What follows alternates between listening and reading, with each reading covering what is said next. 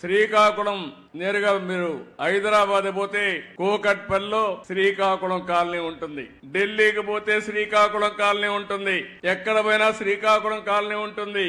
ఆర్మీలో ఎక్కువ ఎవరు దేశాన్ని కాపాడడానికి పనిచేస్తారంటే దానికి చిరునామా కూడా మళ్ళీ శ్రీకాకుళమే.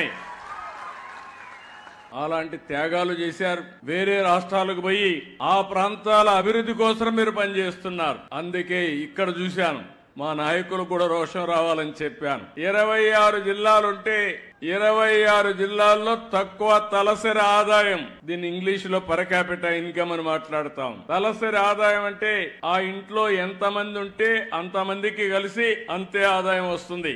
అంటే అంత తక్కువ ఆదాయం రావడానికి ఇక్కడ ఎలాంటి కొరతలు ఉన్నాయి? తెలివితేటలకు కొరత లేదు, నాయకత్వానికి ఏమాత్రం కూడా తక్కువ కాదు. వనరులైతే వంశధార ఉంది, నాగావళి ఉంది, నిరంతరం నీళ్లు వస్తాయి, సముద్ర తీరం ఉంది, నేషనల్ హైవే ఎక్కువ ఉండే జిల్లా శ్రీకాకుళం జిల్లా.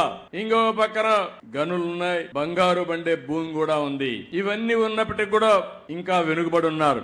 నేను అందుకని ఒక సవాలుగా తీసుకున్నా, అవసరమైతే మళ్లీ మళ్లీ వస్తా, ఈ జిల్లాను బాగు చేసే వరకు నేను మీకు అండగా ఉంటానని ఈరోజు మీకు మాట ఇస్తున్నా.